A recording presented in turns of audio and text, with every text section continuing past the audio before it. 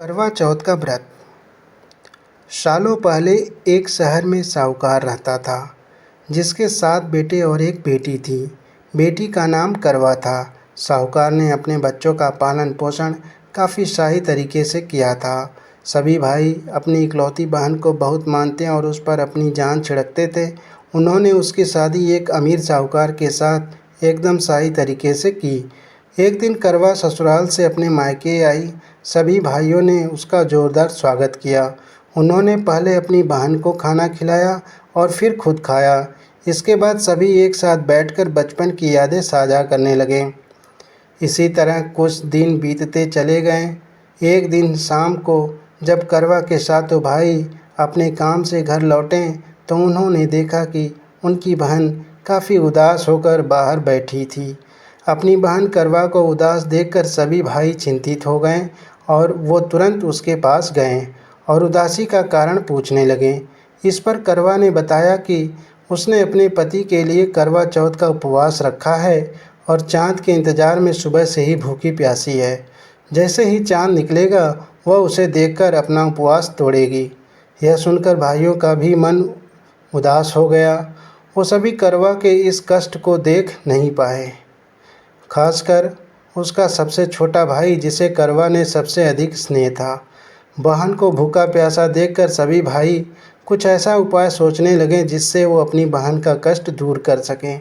तभी उन्हें एक तरकीब सूझी। सभी भाई तुरंत एक पीपल के बड़े से पेड़ के पास पहुँचे। उनमें से सबसे छोटा भाई एक जलता हुआ दीपक लेकर उस पेड़ पर चढ़ गया और उसे एक छलनी में रखकर वहीं छोड़ दिया। इसके बाद पूरे गांव में हल्ला हो गया कि चाँद निकल आया। करवा भी उस जलते दीपक को चाँद समझ बैठी और जल्दी से पूजा पूरी कर अपनी उपवास खत्म करने के लिए बैठ गई।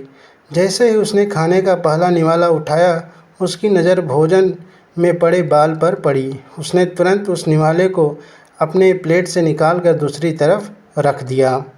इसके बाद उसने दूसरा निवाला अपने मुंह में डाला। तभी उसके दांतों में एक कंकड़ा फंसा। उसने झटपट उस निवाले को भी प्लेट से हटा दिया।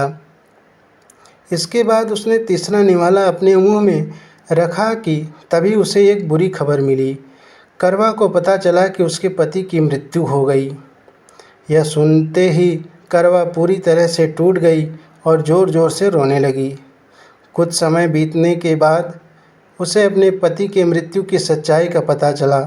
उसके जानकारी मिली कि उसके भाइयों के कारण उसने दीपक को चाँद समझ लिया और अपना उपवास खत्म किया था। इस वजह से देवता नाराज़ हो गए और उसके पति को मृत्युदंड की सज़ा सुनाई। सच्चाई का पता चलने के बाद करवा ने अपने पति का अंतिम संस्कार नहीं करने का प्रण लिया। देखते देखते 1 साल बीत गए। करवा अपने पति के मृत शरीर के पास ही बैठी रही। वह रोज़ाना अपने पति के शव को साफ करती और वहाँ उगने वाली घासों को भी हटाती रहती थी। 1 साल के बाद फिर से करवा चौथ का पर्व आया। हमेशा की तरह सभी महिलाएं इस व्रत को करने के लिए एक साथ जुटीं। इसमें उसकी सातों भाभी भी थीं। शाम के समय पूजा समाप्त करने के बाद जब करवा की सभी भाभी उसके पास पहुंची, तो उन्होंने करवा को आशीर्वाद मांगने को कहा। इस पर करवा ने सभी से एक एक करके अपने पति को जीवित करने का वरदान मांगा। करवा की यह मांग उसकी भाभी पूरी नहीं कर सकती थी। उन्होंने करवा को समझाया भी, लेकिन वह नहीं मानी। फिर उसकी एक भाभी ने बताया कि उसके छोटे भाई की वजह से ही ऐसा हुआ है, तो उसकी छोटी भाभी ही इस स्थिति को ठीक कर सकती हैं। यह सुनकर करवा अपनी छोटी भाभी के पास गई और उनके पैर पकड़कर अपने पति को जीवित करने का आशीर्वाद मांगने लगी।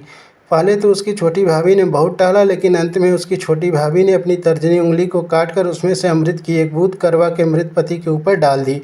जैसे ही अमृत की बूंद उसके ऊपर गिरी, वह जिंदा हो गया और जय श्री गणेश के नारे लगाने पड़े।